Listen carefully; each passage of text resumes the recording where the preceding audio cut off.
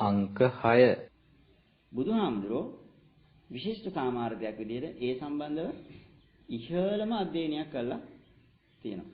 ඒ නිසා යම් දෙයක් පිළිබඳව රහතන් වහන්සේ බුදුහාමුදුරු කරන විග්‍රහය රහතන් වහන්සේකට කරන්න බෑ. ඒ බුදුහාමුදුරන්ට ඒ සම්බන්ධව පරිපූර්ණ අවබෝධයක් තියෙනකොට රහතන් වහන්සේ කෙනෙකුට තියෙන්නේ ඒ රහත් ඵලයට අදාළ ප්‍රමාණයට අවබෝධයක් විතරයි. ඒකෙත් ඒ පුජ්‍යලයන්ට අනුව වෙනස් වෙන නිසා තමයි අපි ඔය කියන්නේ 80 මහා ශ්‍රාවකයෝ කියලා. 80 මහා ශ්‍රාවකයාගේ ගත්තට පස්සේ ඒ අනිත් ශ්‍රාවකයෝ වගේම රහතන් වහන්සේලා තමයි. හැබැයි 80 මහා ශ්‍රාවකයෝ ඒ රහතන් වහන්සේලාට වඩා සුවිශේෂී හැකියාවල් තිබිච්චයි. රහතන් වහන්සේ කියන තැනින් සමාන වුණාට දැන් ආනන්ද හාමුදුරුවෝ දැන් අපිට මහා කාශ්‍යප හාමුදුරුවෝයි සරියුත් හාමුදුරුවෝයි දෙන්නම රහතන් වහන්සේලා. හැබැයි දෙන්නට තිබිච්ච හැකියාව වෙනස්. තේරෙනවද කියන්නේ? ඒ සියලුම ශ්‍රාවකයෝ බුදුහාමුදුරුවෝ අතර සමාන රහත්භාවය තියෙනවා. හැබැයි බුදුහාමුදුරුවන්ගේ මට්ටමට කිසිම වෙලාවක ශ්‍රාවකයෙකුට ලං වෙන්න බැරි තරම් පැතිරිච්ච අවබෝධයක් නුවණක් එක දෙයක් පිළිබඳ විනිවිද දැකීමේ හැකියාවක් තියෙනවා. ඔන්න ඔය විදිහට ඔය ස්ථාන තුනක් තියෙනවා. ඔය තුනෙන් අඩුම ඒ කියන්නේ අපි දැන් විභාගේ පාස් වෙන කියන්නේ ලේසියෙන්ම කොහොම හරි ගොඩ යන්න පෙරේත පාදින් පාස් වෙනවා කියලා කියන්නේ. කොහොම හරි අඩුවෙන්ම කරගන්න පුළුවන් එක තමයි මොකද්ද? S3ක් දාලා විභාගයේ පාස් කියලා මමත් විභාගේ පාස් කිව්වම දැන් අපි පුංචි තැනකට ඇවිල්ලා වගේ අපිට දැන් ඒ තුනක් කරන් පාස් වෙන්න තියෙනවා නම් හොඳයි. බැරි නම් අපි මොකද කරන්න තියෙන්නේ? අඩුම තරමේ S3ක් අරගත්තත් ඒත් මොකද්ද අපි උසස් පෙළ සමත්. සාතිකයේ ලියනෝනේ උසස් පෙළ සමත්. නේ? අන්න ඒ වගේ බුදු, පසේ බුදු, මහරහත් කියලා බෝධි තුනක් තියෙනවා. පරිපූර්ණ සහනයකටපත් වෙන නම් මෙන්න මේ තනතුරු තුනට මේ ස්ථාන තුනට යන්නේ නැතුව පරිපූර්ණ සහනයකටපත් වෙන්න බෑ. තේරුණාද කියන එක? එහෙනම් දැන් වෙන මොනවා හරි ක්‍රමයක දැන් ඕගොල්ලෝ කල්පනා කරේ ඕගොල්ලෝ දැන් මේ උනන්දුනේ උත්සාහවත් උනේ මේ තුනෙන් එකකට යන්නද? මෙච්චර කාලයක් මේ තුනෙන් එකකට යන්න නෙමෙයි නම් උත්සාහවත් උනේ. ඕගොල්ලෝ උත්සාහවත් වෙලා තියෙන්නේ මොකකට නෙමෙයිද? මේ එක්ක රහත් වෙන්න. එක්ක පසේ බුදු වෙන්න. එක්ක බුද්ධත්වයටපත් වෙන්න.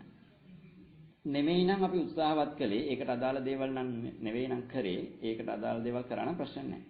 හැබැයි ඉතින් බලන්න ඕනේ ඊට පස්සේ ඒක කරපු දේවල් ඒකට අදාළද කියලා. මම ඒක තැනකින් පෙන්නන්නේ. ඒකට අදාළ දේවල් නෙවෙයි නම් කරේ. අපි උත්සාහවත් වෙලා තියෙන පරිපූර්ණ සාහනයකට නෙමෙයි. ඒකනොත් ඊට පස්සේ බලන්න ඕන ඕගොල්ලන්ට ලේසිම වැඩේ බුදු වෙනද? පස්සේ බුදු වෙනද? දැන් මේ රහත් වෙනවයි කියන එක තියා සෝවාන් වෙනවා එකවත් අපි දැන් එහෙම මිනිස්සු ඉන්නවද නැද්ද කියන එකවත් සැකයක් තියෙන ලෝකේ දැන් අපිට රහත් වෙන එක ගැන සිහිනයක් නේ. එහෙම ගිය බුදු පස්සේ බුදු ගැන කතා කරලා වැඩක් නැහැ නේ. ඒ නිසා අපි මේ දෙක පැත්තකින් තියෙනවා. අපිට ඒවා මම දන්නේ ඕගොල්ලන්ට එහෙම හැකියාව තියෙනද මට නම් ඒක සීනියක් විතරයි. මොකද මේ කාරණාවේ බරපතලකම සිරීපාදේ කන්ද මොකද්ද කියලා තේරුම් ගත්ත මනුස්සයෙක් තේරෙනවා. අර මොකද නල්ල තන්නියට නැගලා අපි තේ බොනවද උඩටම නැගලා තේ බොනවද කියලා කයිය ගහනකොට බොය කතා කරන්නේ මොකක් ගැන සිත්තංගලේ නගින වගේ කන්දක් ගැන කියලා හිතලද? දැන් අපිට හිතෙනවා නම් සිරීපාදේ සිත්තංගලේ පන්සලට යන උඩහට නගිනා වගේ නම් අපි කතා කරනෝනේ ඕක නැගලා බැහැලම තේ බොමු. ඕක ඉතින් මගේ තේ බොන දෙයක් නේ. එක උස්මන නැගලා බැහැලම තේ බොමු. අපි හිතාගෙන ඉන්නේ මොකක් කියලාද? සිරීපාදේ කියන්නේ සිත්තංගල්ලේ විහාරයට ගිහිල්ලා උඩහ විහාරේ ගිහිල්ලා පහළ බයින වගේ ඕක අතර තේ බොන්න ඕනද? ලැජ්ජ නැද්දනේ? කියලා චණ්ඩිකමන කතා කරගෙන තමයි යන්නේ. ටික දුර නැගලා බලනකොට තමයි තේරෙන්නේ වැඩේ හරියන්නේ ළඟ ළඟ පෙවුනට. පැයක් ගත වුණා, දෙකක් ගත වුණා, තුනක් ගත වුණා. දැන් කකුල් කඩුත්තු හැදිලා මේක ලඟ වෙන්නේ නැහැ නේ. ඒ මනුස්සයා ඊළඟ දවසේ ওই පඬිතකම් කියන්නේ නැහැ අනිත් අය කතා කරනකොට පැත්ත කරලා හද්ද නැතුව ඉන්න මුන්ට මේ තේරෙන්නේ නැති නිසා මුන් මේ පඬිතකම් කියුවට ඕක දකින්න එක දන්න මිනිහෙක් ඔය ගැන පඬිතකම් කියවන්නේ නැහැ වගේ මේ කාරණාවේ ගැඹුර කියන එක දැනගත්තට පස්සේ තමයි අපිට හිතෙන්නේ මේ අවම තැනත් අපිට දැන් S3ක් ගන්න එකවත් ඒ කියන්නේ මේ රහත් භාවයටපත් වෙනවා කියන එකත් අපිට දැන් සිහිනයක්. හැබැයි මේකට යන්න නම් අඩුම වශයෙන් මෙතෙන්ටවත් යා යුතුමයි. එතනින් මෙහා පරිපූර්ණ සාහනයක් කියන එක ලැබෙන්නේ නැහැ. හරි. පැහැදිලි නේද? අර දෙක අපි පැත්තකින් තියුවා. දැන් මෙතෙන්ට තමයි ඔය මාර්ග තුنين ඇරෙන්න තව තැනක් තියෙන කොහේ හරි? නෑ. තුන්තරා බෝධියෙන් එක්තරා බෝධියකටවත් පැමිණිලා අපිට කියන්නේ නේ. බණ කියද තුන්තරා බෝධියෙන් එක්තරා බෝධියකට පැමිණ අමා මහ නිවන් සම්පත් ලබා ගැනීමට එකම සී සද්ධර්ම මණ්ඩලයකදීම හේතු වාසනා වේවා කියවන් සාදු කිව්වම ලැබෙනව නම් මෙච්චර මේ මහන්සි වෙන්න ඕනේ නැහැ. කරන්න තියෙන්නේ මොකද්ද? සාදු කියන එක විතරයි. ඕක ලැබෙන්නේ නැහැ. ලැබෙනවයි කියලා සාදු කියන්නේ සිරීපාදේ නිකන් සිත්තංගල්ලේ පන්සලේ කන්ද වගේ කියලා හිතාගෙන ඉන්න මිනිස්සු. ඒ කියන්නේ සිරීපාදේ දැකලා නැති මිනිස්සු. සිරීපාදේ කන්දේ ගිහපු මිනිස්සෙක්වත් අසුරු කළා නැහැ. සිරීපාදෙන් නැගපු මිනිහෙක් හරි අසුරු කරා නම් ඒ මිනිස්සයා කියනවා මේක එහෙම එකක් නෙමෙයි, මේක අමාරුයි, මේකට මෙච්චර වෙලාවක් යනවා, මේක හරි දුරයි. මෙහෙම කියනෝනේ නේ. සමහරවිට සිරීපාදේ ගිහපු මිනිස්සෙක්වත් අසුරු කරපු නැති මිනිස්සෙකුට හිතෙන්න පුළුවන් සිරීපාදේ කන්දත් සිත්තංගල්ලේ නැගලා බහිනවා වගේ පොඩි වැඩක් කියලා. අන්න එහෙම තැනකින් නම් සාදු කිව්වහම නිවන් ලැබෙයි කියලා අපිට හිතෙනවා. ටික දුරක් ගියාම ඕගොල්ලන්ටම තේරෙයි මොකද්ද මම මේ කියන්නේ කියලා. ඔන්න එහෙනම් අපිට දැන් ඔන්න අවම තැනනේ තියෙන්නේ. S3 තමයි දැන් මේ අපි යන්න හදන්නේ. ඕගොල්ලෝ මේ වරදවා තේරුම් ගන්න එපා. මම මේ උදාහරණ කියන්නේ ඕගොල්ලන්ට වඩාත් පැහැදිලි වෙන්න ඕන නිසා. මේ කාලේ උදාහරණ. දැන් මෙන්න මේ S3 මේකට යද්දී රහත් භාවය කියන එක නම් අවසාන තැන. අපිට දැන් රහත් භාවය කියන එක සිහිනයක් නම් අපි බලන්න ඕනේ දැන් රහත් භාවය කියන්නේ මේක අවසාන තැනනේ. කියන්නේ මේ S3 ප්‍රතිඵලයනේ. මේක ලබා ගන්න නම් ඒකේ පියවරක් තියෙනනේ. දැන් සිත්තංගල්ලේ කන්ද නගින්න උනත් ඒකේ පියවර ටිකක් තියෙනනේ නේ. මේ මිදුරට ගිහිල්ලා එපා ඊළඟ පඩිපෙළ ටික අහුවෙන්නනේ. මිදුරට යන්න නම් මේ මොනවාද පන්සලට එන්න එපායි. පන්සලට එන්න නම් මේ වේල පහු කරගෙන එන්න එපායිනේ. කවුමින් ගියයි කියලා කන්ද නගිනහම වෙන්නේ නැහැ. ඒක වෙන තැනකින් යන්නේ නැහැ. එහෙම පාරවල් නැහැ මේකට. හොඳ ෂෝට් කට් නැහැ. වාහනෙන් ගිහිල්ලා උඩින් බහින්නේ නැහැ. ජනාධිපති උණයි කියලා අර ෆ්ලයිට් එකෙන් ගිහිල්ලා නිවනට බහින්න. එහෙම ක්‍රම නෑ. මේකේ තියෙන්නේ අර ක්‍රම තුනෙන් ඇරෙන වෙන ක්‍රමයක් නෑ. කාටත් එකයි. සියලු දෙනාට පොදුයි. එහෙනම් මෙන්න මේ රහත් භාවයට පත්වීම තුළ පරිපූර්ණ සාහනයක් ලැබෙනවා නම් ඒකේ අපි කොහොමද ඒකට ප්‍රවිෂ්ඨ වෙන්නේ? ඒක කියන්නේ රහත් භාවය කියලා කියන්නේ අවසාන ඵලය.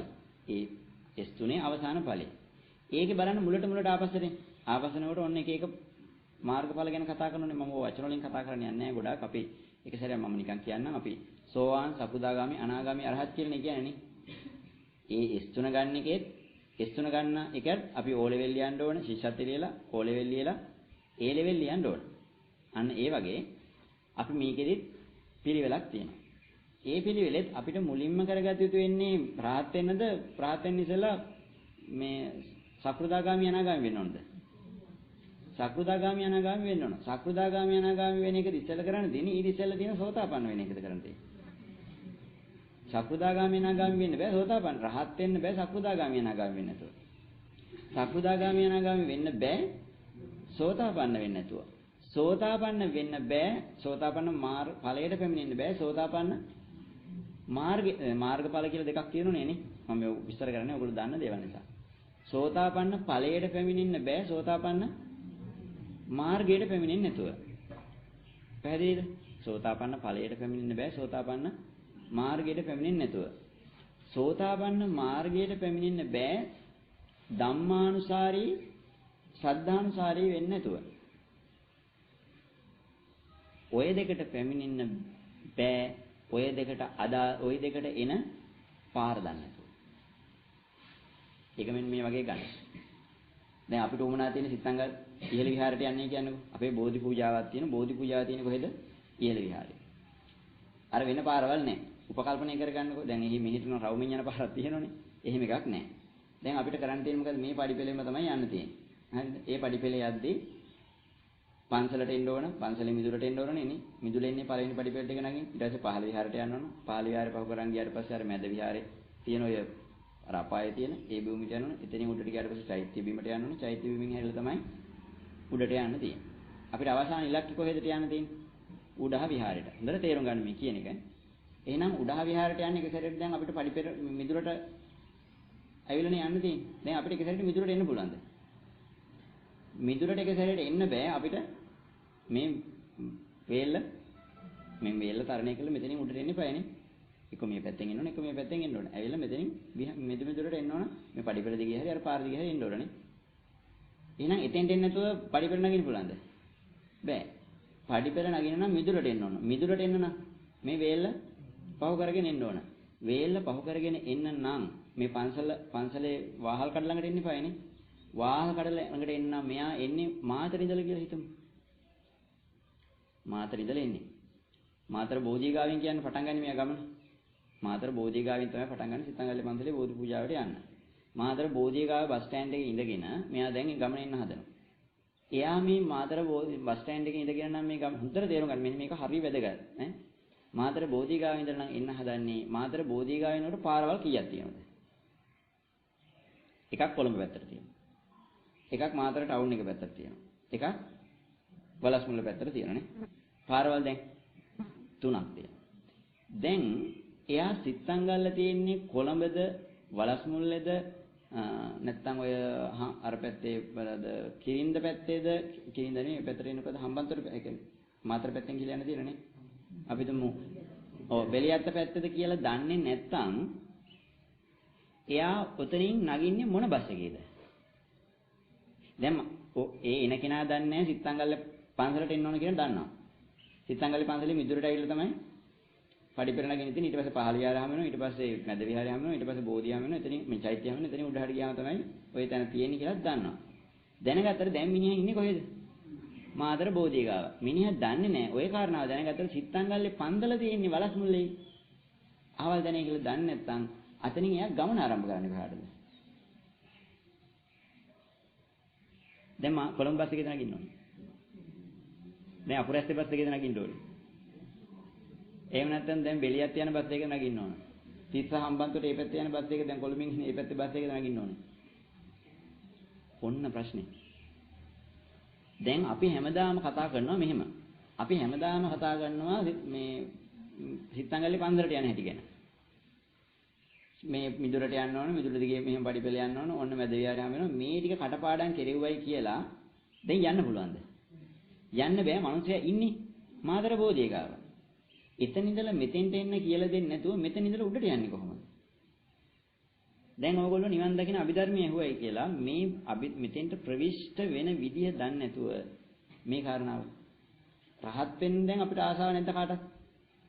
ඕමනාව තියෙනවා. සකෘදාගාමී වෙන්න අනාගාමී වෙන්න අපිට ඕමනාව තියෙනවා. සෝවාන් වෙන්නත් අපිට ඕමනාව තියෙනවා. හැබැයි අපි ඒ ටිකට ආසාව තිබුණට සිත්තංගල්ලේ පන්සලට ඇවිල්ලා බෝධි පූජා කරන්න ආසාව තිබුණට සිත්තංගල්ලට යන්නේ කොහොමද කියලා අහගත්තේ නැතොත් ඔය බෝධිය තියා අඩුම ධර්මයේ පන්සලෙන් මිදුල තියා වේල්ල තියා ඈතින් ඉඳන් පන්සලේ වාහල කඩවත් දකින්නවා බෝ අඩුම තරමේ විහාරයට යන එක පැත්තකින් තිබේවා පන්සලේ වාහල කඩවත් දැකලා යන්න නම් අපි මොකක් කරන්න ඕනද? එන පාරයි අහගන්න ඕනේ. පන්සලට ගිහිල්ලා මේ බෝධි පූජාව තියෙන හැටි අහගන්නට ඉස්සෙල්ලා ඒකක් දැනගන්න ඕන.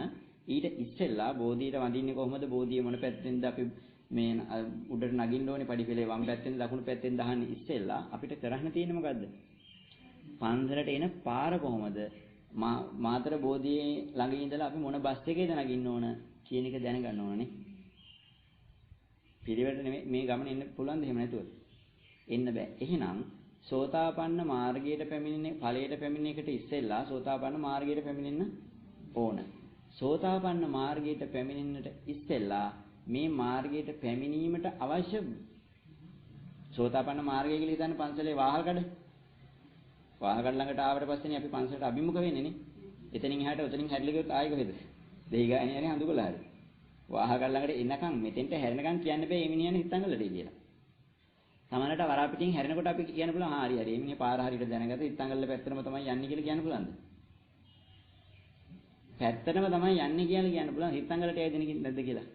කියන්න බෑ. තමයි වාහකට දැක මිනිහා හඳුකල පැත්තට යන්න ඉඩ තියෙනවා. ඒ නිසා මෙන්න මේකට ඉස්සෙල්ලා අපිට මෙතෙන්ට එන්න තව දේවල් ටිකක් දැනගන්න ඕන. අන්න ඒක තමයි හොඳට තේරුම් ගන්න. ඒකට බුදුහාඳුරු කියනවා සෝතාපන්න සතර සෝතාපන්න අංග. අහලා තියෙනවද එහෙම එකක්? එහෙම මේක අහලා නැත්නම් ওই මොනව හොවද දන්නේ සතර සෝතාපට්ටි අංග හතරක් තියෙනවා. ඒ කියන්නේ සතර කියන්නේ මේකනේ නේ.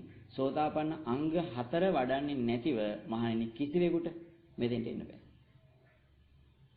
දැන් නිවන් දකින්න එක හරි රහත් වෙන එක හරි සකෘදාගාමී සෝවාන් වෙන එකට හරි ඒක නෙවෙයි දඟලන්න ඕනේ. මොකද්ද? මේ පාරේ ඇවිල්ලා මේ වාහල් කඩ ළඟට එනකම් මේ පාර නිවැරදිව මෙතෙන්ට ආවොත් තමයි පන්සලට ප්‍රවිෂ්ඨ වෙලා ඔන්න ඔය කියන පඩිපෙර නැගලා ওই කියන ස්ථාන ටික දකින්න පුළුවන් වෙන්නේ. හැබැයි ওই ස්ථාන එකක්වත් දකින්න බෑ පන්සල කියන්නේ කොහෙද තියෙන්නේ කියලා හරියට අහගත්තේ නැතොත්. එහෙනම් පන්සල කියන එක හරියට අහගන්න එක වගේ එකක් තමයි සතර සෝතාපට්ටි අංග 4 වඩන්න කියන එකයි. එකම එක අවවාදයක් බුදුහාමුදුරු දෙන්නේ සෝතාපන්න අංග 4 වඩන්න. මෙතනින් මෙහාට උඩට යන එක කාටවත් කවුරුත් කියලා දෙන්න ඕනද? දැන් හිතන්න මාද. මෙතන වාහකඩට ආපු මිනිස්සෙකුට පන්සලට යන්න කියලා දෙන්න ඕනද? මෙතන වාහකඩ දැකපු මිනිස්සෙකුට පන්සලට යන්න කියලා දෙන්න ඕනේ. කොහොමද පාරට තියෙන පන්සලට තමයි. උඩා විහාරයට තමයි. උඩා විහාරයට යන්න ආයෙ කියලා දෙන්න ඕනද? මෙතනින් හැරෙන්න අතනින් හැරෙන්න කියලා බෝඩ් ගහලා දෙන්නද මෙහෙ කොහෙවත්? කවුරුත් උඩා විහාරය කියලා වෙන කොහෙවත් ගිහින් තියනවද?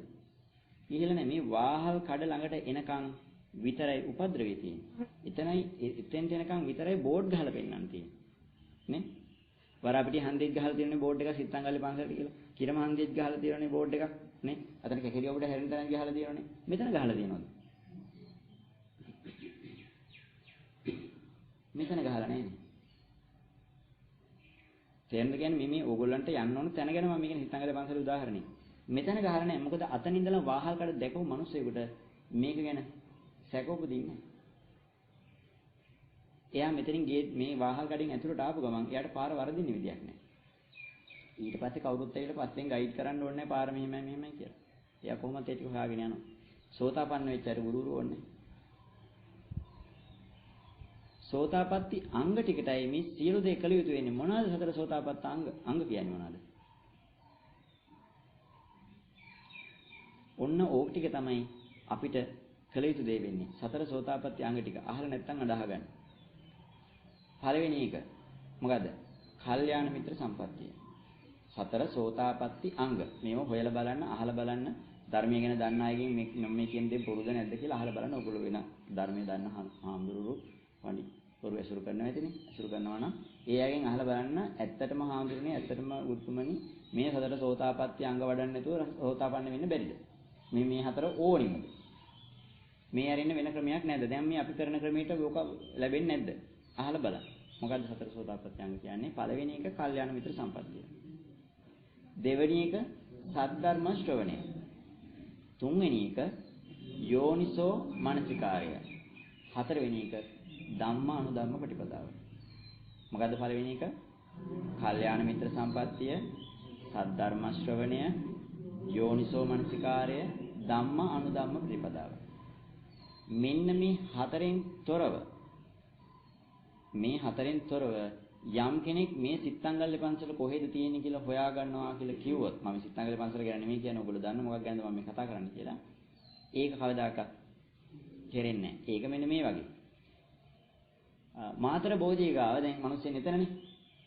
එතන ඉන්න මිනිස්සෙක්. මිනිස්සෙකින් අහනවා මේ මහත්ව සිත්තංගල්ලේ පන්සල ගන්නේ කොහෙද? දැන් මේ මිනිහක් දන්නේ නැහැ. මේ මොකද්ද සිත්තංගල්ලේ පන්සලනේ? ඔය ඔන්න පාරේ ගියාම හරියට. ඔහොම ටිකක් දුර යන්නකෝ. ගිහිල්ලා මේ ওই බස් එක නැගලා ගියාම සිත්තංගල්ලේ පන්සල හොයාගන්න පුළුවන්. දැන් මේ මිනිස්සු සිත්තංගල්ලේ පන්සලේ කියලා හිතුවතින් කතරගම පෙරහැරක් එම තියෙන මහත්තයා හරි. මේ මෙතන යන 30 බස් එක නගින්නකෝ. කියලා කිව්වොත් ඒ මිනිස්සු යන්නේ සිත්තංගල්ලේ පන්සලට කතරගමටද? කතරගම. එහෙම නැත්නම් මේ මිනිස්සු හිතන මේ ලොකු බෝධියක් මේ චෛත්‍යයක් තියෙන මේ පාරායන මේ වගේ තියෙන එහෙනම් මේ කළුතර බෝධිය ගැන වෙන්නද කියන ඇත්තේ. මේක නගින්නකෝ. කියලා කළුතර කොළඹ පැත්තට බස් එක නගින්න කියනවා. දැන් සිත්තංගල්ල මෙතන දැන් ඉන්න කෙනකින් අහන්න එපාය. අහන කෙනා සිත්තංගල්ල ගැන දැනගෙන හිටියේ නැතොත් මේ මිනිහගෙන් අහලා අර මිනිස්සු සිත්තංගල්ල හොයාගන්න. කවදාකවත් හොයාගන්න බෑ. දැන් මාතර බෝධියක ඉඳලා මෙහෙට බෝඩ් ගහලා තියෙනවද? ඒත් නෑ. කාගෙන් හරි අහගන්නම වෙන්නේ නැද්ද? අහගන්නම වෙනවා. එතන ඉන්න කිසිම කෙනෙක් සිත්තංගල්ල ගැන දන්නේ නැත්නම් දන්නේ නැති මිනිහකින් හරි කමන්නේ අහගන්න ඕන කියලා අහගන්න පුළුවන්ද? අහගන්න බෑ. හැබැයි එකම හරි දන්න මිනිහෙක් හිටියොත් එයාගෙන් අහලා හරියට මෙතෙන්ට එන්නත් බැරිද? එන්න පුළුවන්. අන්න ඒ බෝධිය ළඟ ඉන්න සිත්තංගල්ල ගැන දන්න සිත්තංගල්ලට ඇවිල්ලා තියෙන සිත්තංගල්ල ගැන දන්න ඒ පාර හරියටම දන්න දැකපු කෙනාට තමයි අපි කියන්නේ කවුරු කියලාද? කල්යාණ මිත්‍රයා කියලා. හොඳට මතක තියාගන්න පාරවල් කියන ගයිඩ් කෙනෙක් එතන හිටියත් ලංකාවේ හැමතැනම ගිහිල්ලා තියෙනවා කියලා මිනිහෙක් හිටියත් ඒ මිනිස්සයා කියන මම අරේ ගින්තර මේ ගින්තර සුද්ධ වරන් යනවා මම ඔය ලංකාවේ ඇවිදපු තැන නැහැ කියලා කිව්වත් ඒ මිනිහා සිත්තංගල්ලේ ඇවිල්ලා නැත්තම් ඒ මිනිහකින් අහගෙන වැඩක් නැහැ. ඇයි ඒ මිනිහට සිත්තංගල්ල ගැන හරියනව පාර කියන්නේ? දන්නේ නැහැ. එතකොට එයා කල්යාණ මිත්‍රෙක් වෙන්නේ නැහැ.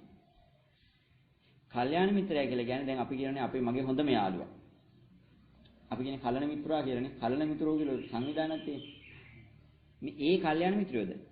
මගේ හොඳම යාළුවා කල්යාණ මිත්‍රයාද? මගේ ඉස්කෝලේ හිටපු හොඳම යාළුවා. මේ මගේ අර අතිජාත මිත්‍රයා. මගේ කල්යාණ මිත්‍රයා. කල්යාණ මිත්‍රයා කියලා කියන්නේ එහෙම කෙනෙකුට නෙමෙයි. කල්යාණ මිත්‍රයා කියලා බුදුහාඳුරු පෙන්නන්නේ අර ඕගොල්ලෝ අහලා ඇති. ඒක අවස්ථාවකදී කියනවා මේ කාරණා ඔප්පු කරගන්න හොඳ දෙනා. බුදුහාඳුරු කියනවා මේ ආනන්ද හාමුදුරු කියනවා බුදුහාඳුරනේ මේ ශාසනයෙන් අඩක්ම පවතින්නේ කල්යාණ මිත්‍රයා මත නේද කියලා. ඔයගොල්ලෝ අහලා ඇති මේ කතාව. නේ? මේ ශාසනය ආනන්ද හාමුදුරු බුදුහාඳුරට කියනවා බුදුහාඳුරනේ මේ ශාසනයෙන් අඩක්ම පවතින්නේ කල්යාණ මිත්‍රයා මත නේද කියලා ආනන්ද හාමුදුරු බුදුහාඳුරගෙන් ඇහුවට පස්සේ බුදුහාඳුරු කියනවා නෑ ආනන්ද නෑ. මේ මුළු ශාසනයම පවතින්නේ කල්යාණ මිත්‍රයා මතයි කියලා පෙන්නනවා. ඇයි එහෙම වචනයක් බුදුහාඳුරගෙන් කියවෙන්නේ?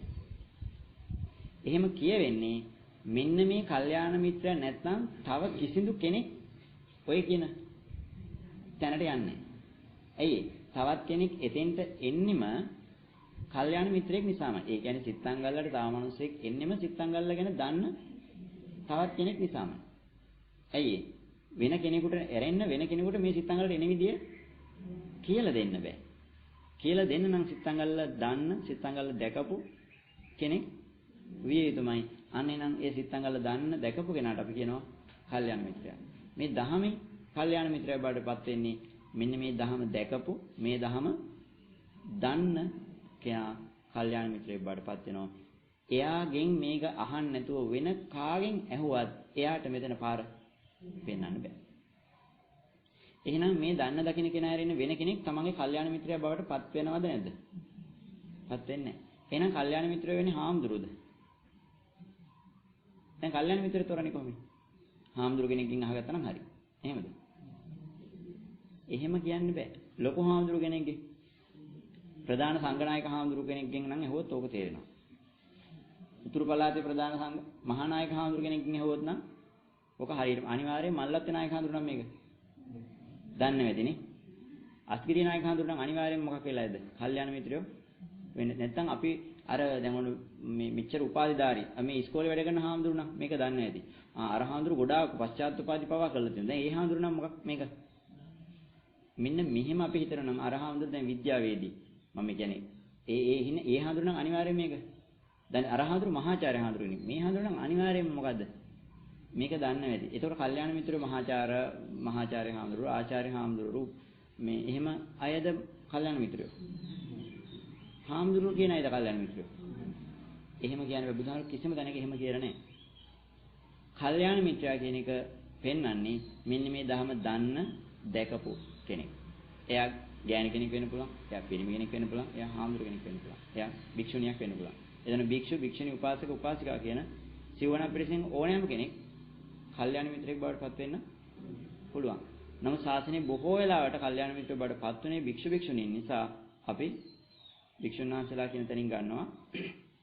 ඒ කියන්නේ පැවිද්දා කියන කෙනා හැමෝම කල්යාණ මිත්‍රයෙක් බවට පත් වෙන්නේ නැත්තේ ඒ කෙනා දහම දැකලා දන්න කෙනෙක් නම් ප්‍රශ්නයක් නැහැ.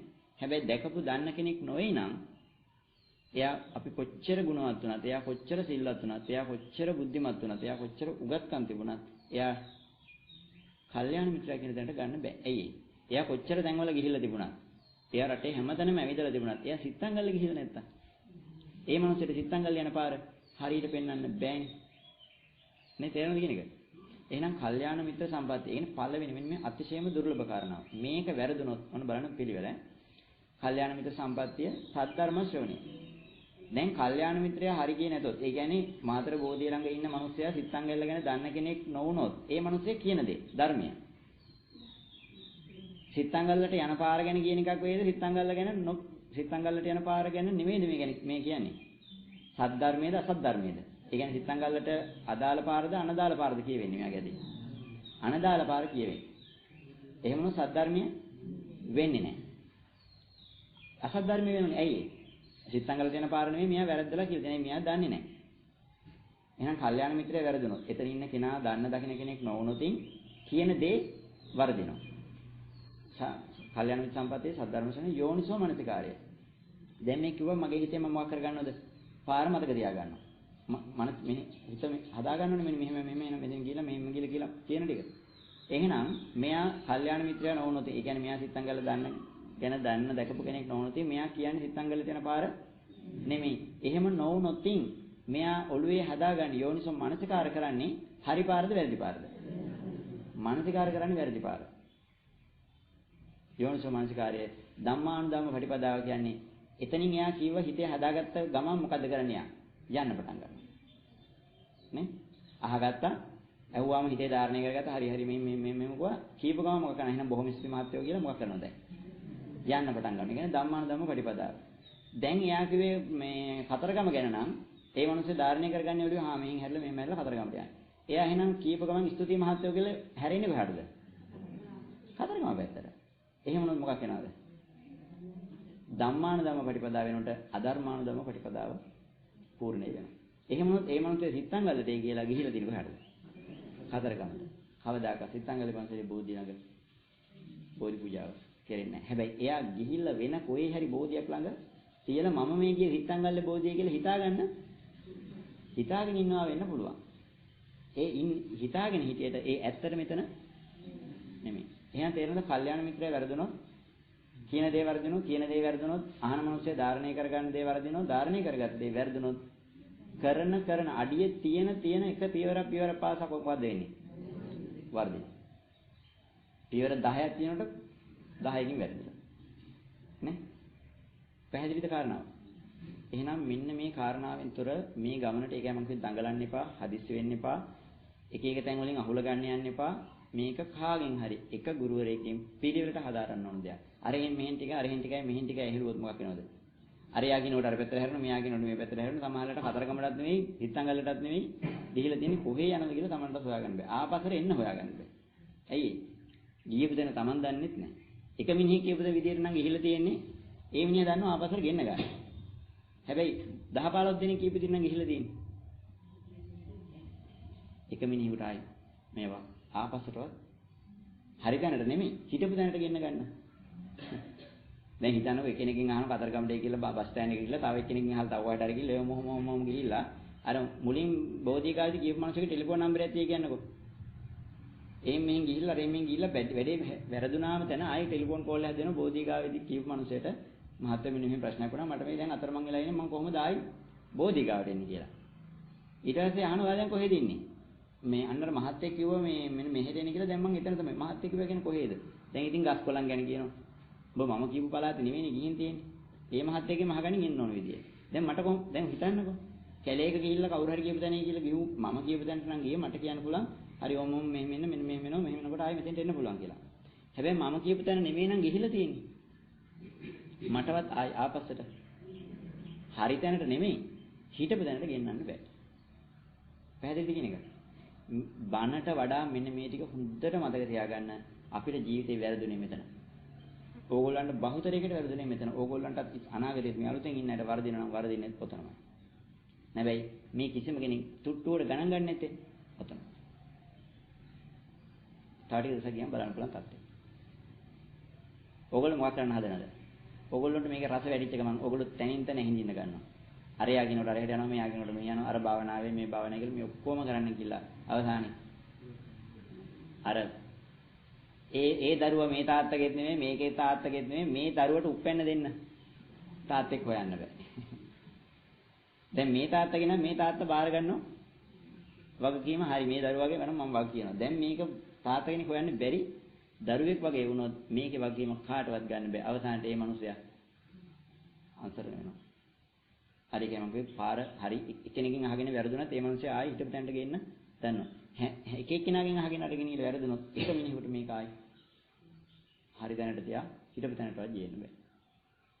കാരണം මේක කාරණාව බරපතලයි. ඒකයි මම මෙච්චර වෙලාවක් මේකට ගන්න ඕගොල්ලන් හිතන්නේ දැන් මේ පැයකමාරක් විතර ගත්තනේ මෙතනනේ. මේක ඕගොල්ලෝ දැන් ඕක ඇහුවට තව ටික දවසක් ගියාම ඕගොල්ලෝ මෙන්න මේ කියන එක අමතක කරනවා. පරණයි මේක ගොඩක් අය අමතක කරා. ඒ අයට ඒ ආකාරයෙන් ප්‍රතිඵල ලැබිලා තියෙනවා. ඒ අය ඉන්න තැන ඒ අය දන්නේ නැහැ මම දන්නේ නැහැ. සමහර අය ඉන්න තැන මම හරියම දන්නේ. එතකොට මට කියන්න පුළුවන් ආවා ඔතනින් මෙතෙන්ට එන්න. මෙතනින් එන්න. මම දන්නේ ඉන්න තැනින් ඉස්සරහට ගන්නත් පුළුවන් පස්සට ගන්නත් පුළුවන්. හැබැයි මෙතන ඉන්න සමහර අය ඉන්න තැන මම දන්නෙත් නැහැ. ඒ මිනිස්සු දන්නෙත් නැහැ. ඔහේ කියනකොට ඉස්සරහට යන්න ගුවන් ඉස්සරහට යනවා. දැන් මම හිතන්නේ මෙහෙම පාලමක් කියලා හිතන්න. පාලමක පොඩි අඩි 3-4ක පාලමක් කියන්නේ. මේ පාලමේ මම කියන ඔයා ඉස්සරහට දකුණ කියනකො. දැන් අපි පාලමේ මේ පැත්ත වම, මේ පැත්ත දකුණ, මේ පැත්ත නැගෙනහිර බස්නාහිර කියලා හිතමුකෝ. මං කියන දකුණට හැරෙන්න කියලා. ඔය දකුණට හැරිලා ඉන්න කියලා කියපු වෙලාවේ ඒ මිනිස්සයා මේ බස්නාහිර පැත්තට හැරිලා හිටියොතින් මං ඊළඟ පියවරේදී කියනවා ඔයා පියවර දෙකක් ඉස්සරහට තියන්න කියලා. පියවර දෙකක් ඉස්සරහට තියන්න කියපු ගමන් මේ මිනිස්සු කොහෙද? මේ මිනිස්සු ඇලේ. මම කියන්නේ දකුණට හැරිලා පියවර දෙකක් ඉස්සරහට තියුවාම ඔයා මේ ගොඩින් එගොඩට යනවා. හැබැයි මේ මිනිස්සයා මම දකුණට හැරෙන්න කියනකොට මේ බස්නාහිරට හැරිලා හිට මම හිතන්නේ මේම. මේ අතට හැරිලා හිටියොත් මම පියවර දෙකක් ඉස්සරහට තියන්න කියනකොටම මේ මිනිස්සයා තියනවා. තියපු ගමන් මිනිහ ඇලේ. අන්න ඒ වගේ සමහර අයටත් ඕහොම දැන් වල ඉන්නවා. ඒක ඉතින් මට කරන්න දෙයක් නැහැ. පරිස්සමෙන් මේ ගමන යන්න අපි මේ වැඩේ කරගෙන යන්න පුළුවන් බැරි නෑ. මම ඊළඟ පියවරේදී කතා කරන්නම් කොහොමද ඉතුරු ටික ගන්නේ. මේකේ පළවෙනි කාරණා මෙන්න මේ උපදේශ ටික අතිශයම වැදගත්. මේක අර කියන්නේ මේ ගමනක් යන්නේ ඉස්සෙල්ලා අපි ගමන යනකොට දෙනවනේ අවවාද ටික. මේ දේවල් අල්ලන්න එපා, මෙහෙම කරන්න එපා, මෙන්න මේ තැන්වල නාන්න යන්න එපා, මෙහෙමයි කියලා. සමහර මොකද කරන්නේ? ඔය කිසිම හතේකට ගණන් ගන්න නැහැ. ඔය සීකිරිය නගිනකොට කියනෝනේ කෑඩිය කෑ ගහන්න එපා. කෑ ගහුවාම අර බඹරෝ ඇවිස්සෙනවා. ඕව ගණන් ගන්නෑ අයියෝ අපිට ඕව මොනවද සීකිරිය ගලන්නේ අපිට යන්න ඕනේ මෙයාගේ මේ උපදෙස් මොනවද කියලා මොකද කරන්නේ? ඒ උපදෙස් දෙන වෙලාව වෙන විකාර කර කර ඉඳලා අතෙන්ට ගියපුවම මොකද කරනවද? තමන්ගේ හිතුව මත විකාර කරලා අර බඹර කූඩුවක් ඇවිස්සලා පෙරණ එකපාරක් අර මිනිස්සු ලොකු පිටිසකට දෙබරුදු බඹරු දිනනෝනේ නේ. ඔව්. බඹරු කොටලා හරි දෙබරු කොටලා හරි ජීවිතෙත් නැති කරගෙන ඉන්න වෙන්නේ. ඒ නිසා මිනිස්සු හිතන්නේ අපිට සීගිරිය යන්න තිබුණා ඇති මෙයාගේ උපදෙස් දෙන්නේ අපි දන්නේ උතෙන්ට ගියාම යන හැටිනේ. බලන්න ඕන පාරට පොඩ්ඩක් ගෙනලා පෙන්නපු ගමන් අපි ගිය උපදෙස් පැත්තක අර රෙද්ද කරේ තියන් දුවන්න ගත්තාම ඉන්න තැන යන තැන කොහෙද කියලා මතක නැහැ. ඒ නිසා වඩාත් වැදගත් දේවල් ටික තමයි මෙන්න මේ උපදෙස් ටික. පැහැදිලිනේ? හදිස්සි වෙන්න එපා කියලා කිව්වේ ඒකයි. මෙච්චර ප්‍රමාද වෙච්ච එකේ හදිස්සි වුණොත් මොකක් කියලා යනවද? අවසාන ඩිංගියක් කරගන්න බැරි. දැන් ගෙදර හදිසියක් කියලා. ලෙඩෙක් ඉන්නවා කවුරු හරි ඇක්සිඩන්ට් එකක් ගලම් බලස්මිනේ නවත්තලා කියන්නකෝ. ඉක්මනටම යන්න ඕනේ කියලා අධික වේගෙන් ගියොත් අපිට ඒ ගමන යන්න පුළුවන් වෙයිද? තව විනාඩි 15කින් විනාඩි 20කින් මම බලස්මිනේ ස්පිරිතාලේ ඉන්න ඕන. බයික් එකකින් යන්නේ. ඒ නිසා මම යන්න පුළුවන් උප්පරිම වේගෙන්. ගියොත් මට විනාඩි 20න් යන්න පුළුවන් වෙයිද?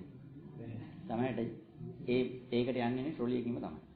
ඒ නිසා විනාඩි 20ක් නම් අපිට තියෙන්නේ හිමින් යමු. මොකද මේ වෙලාවේ මම අවශ්‍ය වෙලාවද අත්‍යවශ්‍ය වෙලාවද? එතෙන්ට මම අවශ්‍ය වෙලාවද අත්‍යවශ්‍ය වෙලාවද? මම එතෙන්ට අත්‍යවශ්‍යම වෙලාවක් නම් හයියෙන් යන එකද හොඳම දේ හිමින් යන එකද? හිමින් යන එක හොඳම දේ. ඇයි අවශ්‍ය වෙලාවක නම් හයියෙන් ගිහිල්ලා සාමාන්‍ය වෙලාවක නම් හයියෙන් ගිහිල්ලා මාසයක් දෙකක් ඉස්පිතාලේ ඉඳලා හරි ගෙදර ආවම ප්‍රශ්නයක් නැහැ. හැබැයි මේ අත්‍යවශ්‍ය වෙලාවේ බොහොම පරිස්සමෙන් මේ වැඩේ කරන්න ඕනේ. ඇයි චුට්ටක් වැරදුනොත් බයික් එකකින් යන ගමන් පොඩ්ඩක් එහෙම වුණොත් සමහරවිට පැය විනාඩි 20කින් නෙමෙයි තමයි ජීවිත කාලය ආයේ මේ සසරේදී ජීවිත කාලෙම ඒ මනසේ දකින්න නඩ වෙන්නේ ඉඳී. නිසා මේ කාරණාව සුපේක්ෂාකාරීව අපි යමු. මේක බරපතලයි කියලා කියන්නේ මම මේක බරපතලකම ඉස්සරහට කියන්නම්. නැත්නම් ඕගොල්ලන්ට අදහසක් නැහැ. සමහරවිට මේ පරණ හිටපයටත් ඒ අදහසක් නැහැ. අදහස නැත්තේ මම කියන්නේ හැමෝටම නෙමෙයි. කීප දෙනෙක් මේක අර අවවාද පිළිපදින්න නැති වුනහම හිතුව තැන් වල ගිහිල්ලා අතරමං වෙනවා. මම දන්නෙත් නැහැ. මේ මිනිස්සු දන්නේ නැතුනවා. මේ මිනිස්සු හිතන් ඉන්නවා. දැන් මේ කොයි හරි බෝධියක් ගාව කියලා බෝධි පූජාව දීලා කොහෙ ගියා කියලා. දැන් මේ අපි බෝධියක් ඔය පැත්තේ හැමදාම යනකොට පාර අයින් වල බෝධි තියෙනවා නේ. ඔය බෝධියක් ගාවට කියලා බෝධි පූජාව කරන කොහෙ ගියා කියලා හිතාගෙනද. සිත්තංගල්ලේ පන්සලේ බෝධි පූජාව කරයි කියලා හිතාගෙන බෝධි පූජා තියාගෙන ඉන්නවා. ඒ මනුස්සයා කවදාකවත් සිත්තංගල්ලේ යන්නේක ගැන අදහසක්වත් තියනවද ඊට පස්සේ? ඇයි දැනටමත් මේ මනුස්සයා සිත්තංගල්ලේ බෝධිය හමු වෙලානේ. ඔන්නම වෙන දේවල් ටිකක් තියෙනවා. මේක මම අත්දැකීමෙන් දන්න නිසා මේ කාරණාව කියන්නේ මෙතන අවධාරණය කරන්න. මොකද මෙතන පරණ හිටපය දන්නේ මේක බරපතලකම. එහෙනම් චුටි විවේකයක් කරා. අයියෝ. සනාමාර